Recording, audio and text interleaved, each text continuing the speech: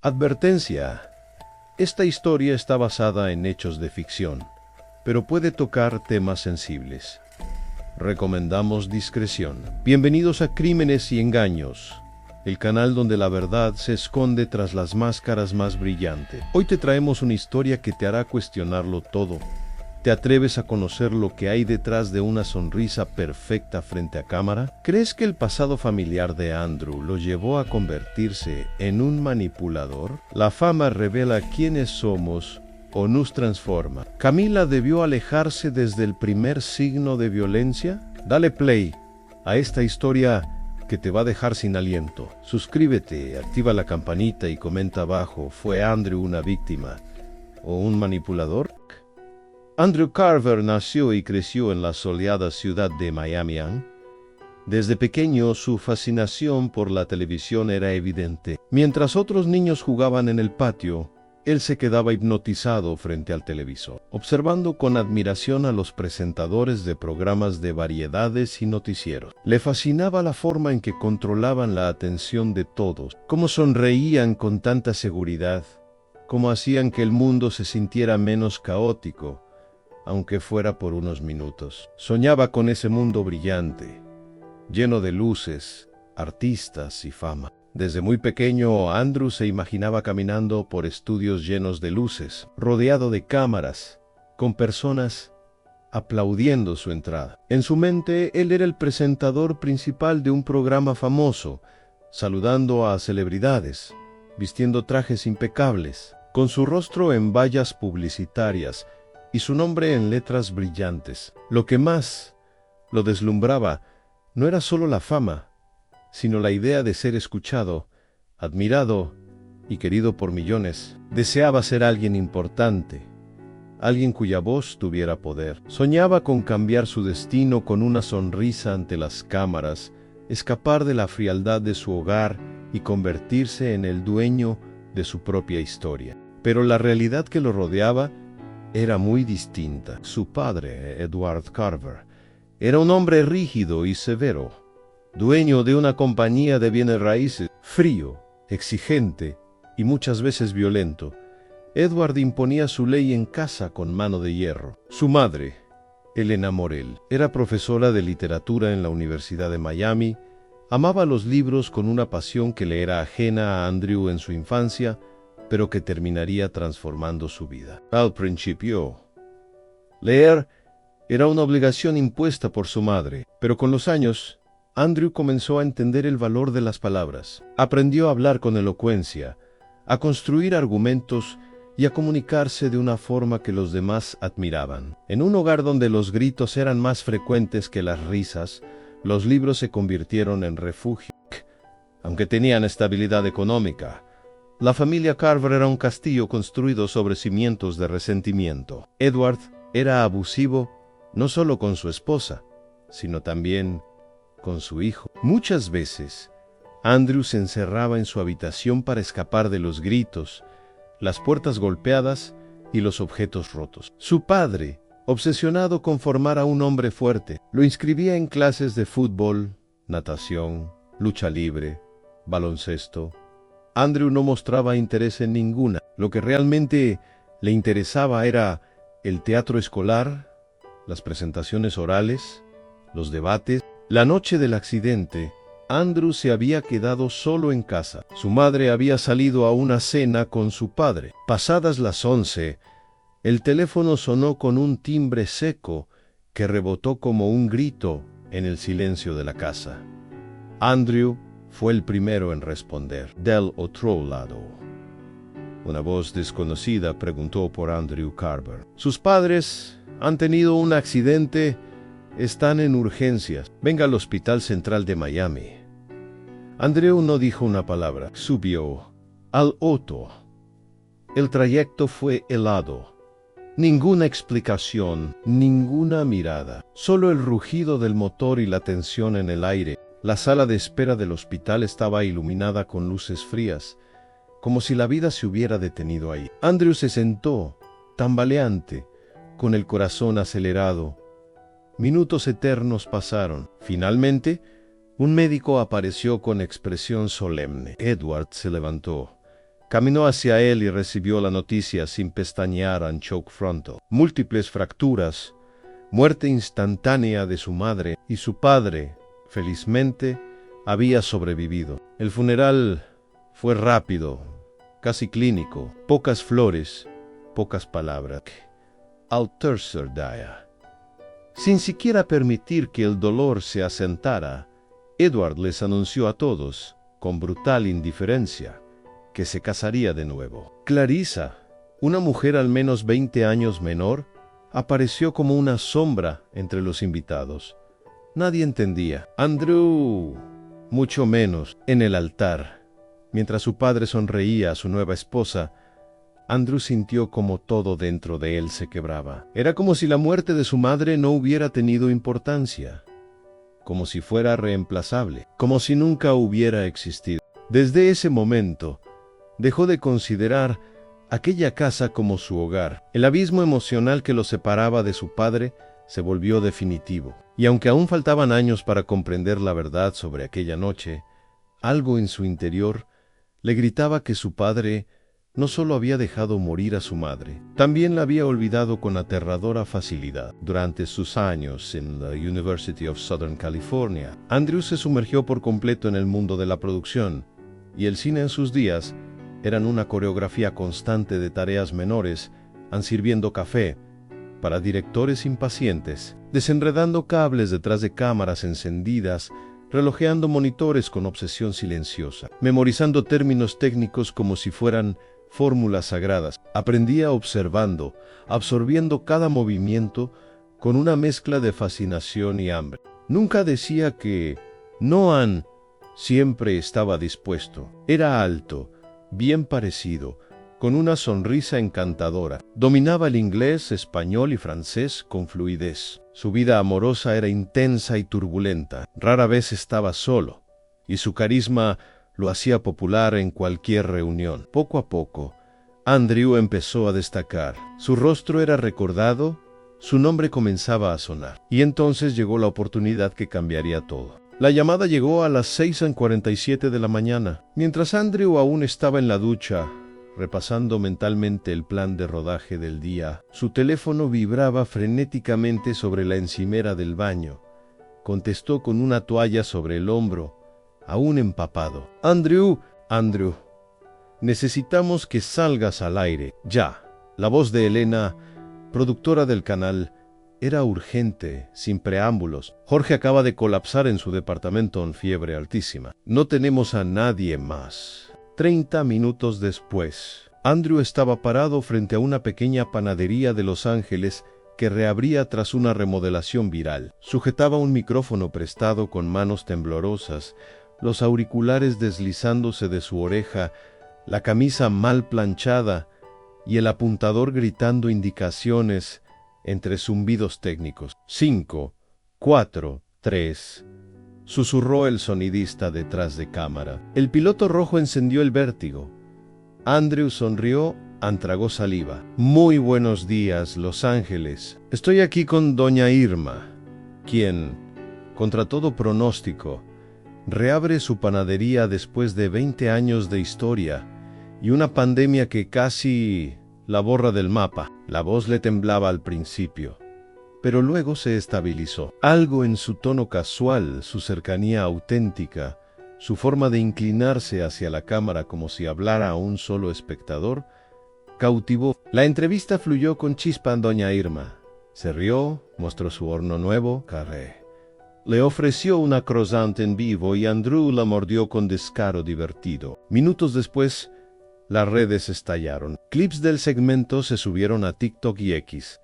¿Quién es este nuevo tipo del Canal 4? Me encanta su estilo fresco, sin pretensiones. Finalmente, alguien joven que no parece estar actuando todo el tiempo. Los comentarios se multiplicaban por miles. En la sala de redacción, los productores miraban las gráficas de audiencia, ascendiendo en tiempo real como si fueran cohetes. Las visualizaciones en YouTube duplicaban las de toda la semana anterior. 2 días más tarde, Elena lo llamó a su oficina. No es una prueba más, Andrew. Queremos que conduzcas el matinal El Alessandro con los brazos cruzados conteniendo el entusiasmo. Los números no mienten. Y tú naciste para estar frente a la cámara. Sus primeros invitados eran artistas locales, influencers, gente común con historias curiosas. Ganó el tiempo. El calibre subió en políticos, cantantes internacionales, actores de renombre. Andrew se convirtió en un referente del entretenimiento. También se hizo famoso por sus múltiples romances. Mujeres hermosas desfilaban por su vida como parte del espectáculo. Hasta que apareció ella en Camila Reyes, una joven estudiante en prácticas de producción. Inteligente, reservada y muy hermosa. A diferencia de otras, Camila lo rechazó varias veces. Andrew insistió finalmente. Ella aceptó una cita. La relación se volvió pública rápidamente. Parecían la pareja perfecta, pero algo se escondía tras las cámaras, los arranques de ira de Andrew. Gritos, humillaciones, puertas cerradas con fuerza. Camila era quien más sufría. El canal mantenía el silencio. Andrew generaba millones. Así comenzó a formar parte del noticiero matutino. Su estilo fresco, directo y carismático conquistó a la audiencia. Después de medio año, la cadena le ofreció algo impensado al conducir un programa nocturno llamado Una noche en medio de estrellas. Desde su estreno, fue un éxito rotundo. Una cámara de seguridad lo captó empujando violentamente a Camila en el estacionamiento del canal. La noticia causó revuelo. Fue suspendido por un día. Camila se alejó, pero volvió. Él la convenció de que eran las presiones del programa, que necesitaba su amor. 6 meses después, anunciaron su boda en el camerino. Algunos compañeros dijeron haber visto a Camila llorando. Andrew bebió tanto en la celebración que tuvieron que cargarlo hasta su habitación. La prensa comenzó a sospechar que algo no estaba bien. Con los años, Camila se alejó completamente del canal. Tuvo 3 hijos. No se la veía en público. Andrew aseguraba que era para proteger a su familia. Decía que sus hijos estudiaban en casa por seguridad.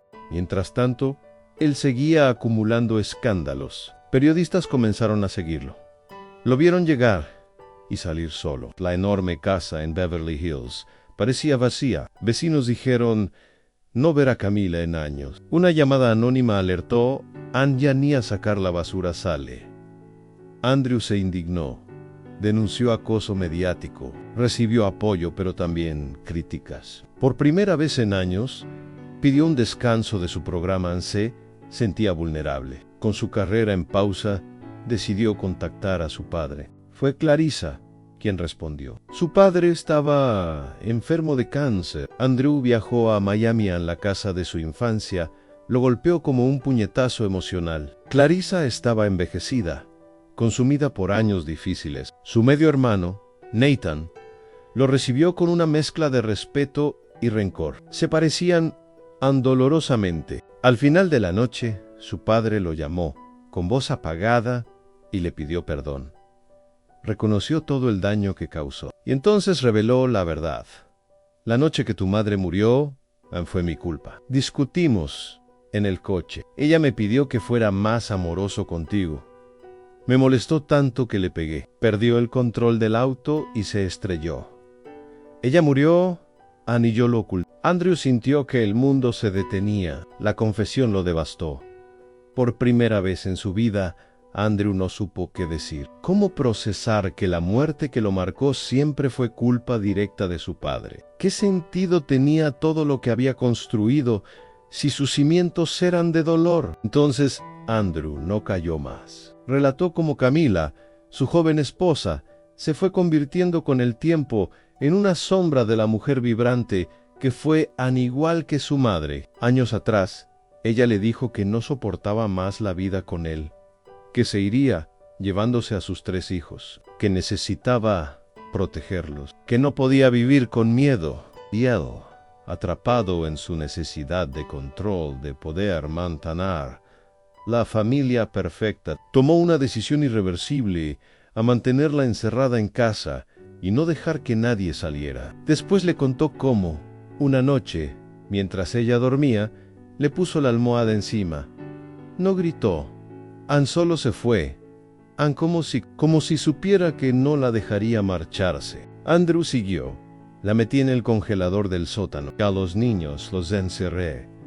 Les daba agua, algo de comida. No quería perderlos. No quería que el mundo viera lo que había hecho. Nadie sospechó. Aprendí a ocultar cosas desde niño. Aprendí de mí mismo. Aprendí de ti, padre. Y ahí fue cuando Edward se rompió. De mí, dijo, su voz entre rabia y tristeza. ¿Por qué me dices eso? Yo soy el reflejo de lo que tú me enseñaste. Lo que más odiaba de ti. Terminó dentro de mí. Tu forma de amar, tu frialdad, tus secretos. Lo repliqué sin darme cuenta.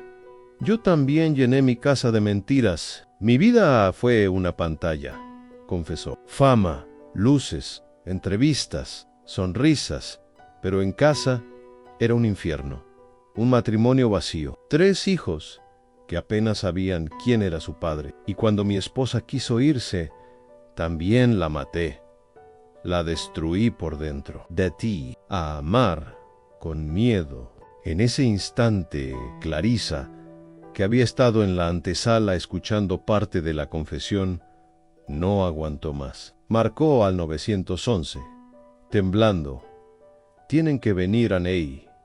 Un cadáver. El hijo de mi esposo secuestró a su familia en casa y mató a su esposa, Camila. Deben ir rápido. No sé si los niños aún están vivos. Aquí en mi casa. Mi esposo confesó cómo mató a su primera esposa. La policía llegó esa noche a Los Ángeles, a la casa de Andrew. Encontraron a los 3 niños, desnutridos, sucios, con la mirada perdida, encerrados en una habitación secreta, en el sótano.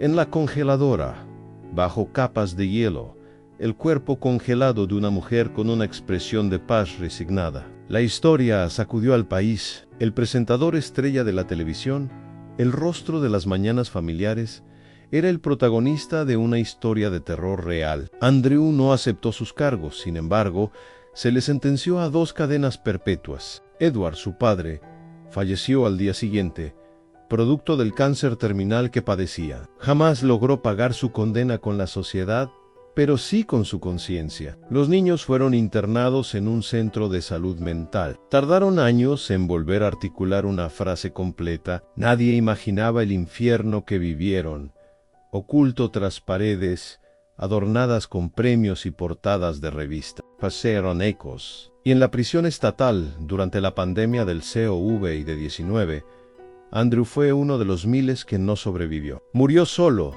sin redención, sin lágrimas, sin un funeral digno. Un hombre que se convirtió en ejemplo de cómo el dolor no curado puede repetirse como una maldición. Las cadenas de noticias apenas cubrieron su muerte. Pero en Reeds, la conversación revivió. ¿Qué pasa cuando el abuso se hereda? ¿Cómo se puede romper el ciclo? ¿Hasta qué punto somos víctimas de nuestros padres o responsables de no ser como ellos? ¿Y cómo era de esperarse? El canal que alguna vez brilló con Andrew en las mañanas contrató a un nuevo conductor joven, carismático, con promesas frescas. Las luces siguieron encendiéndose, las cámaras siguieron grabando, pero la historia de Edward y Andrew quedó como una advertencia silenciosa. El dolor no atendido se hereda. Lo que no se enfrenta, lo que se oculta, termina devorando a los que más amamos. El silencio es cómplice de los monstruos que construimos en casa. Romper el ciclo no es fácil, pero es posible. Y es necesario. Gracias por ser parte de esta historia cargada de misterio y tensión. Si aún no formas parte del canal, te invito a suscribirte y activar la campanita para no perderte los próximos relatos. Y si disfrutas este contenido, compártelo con quienes sabes que también aman los crímenes y el suspenso. Hasta el próximo video.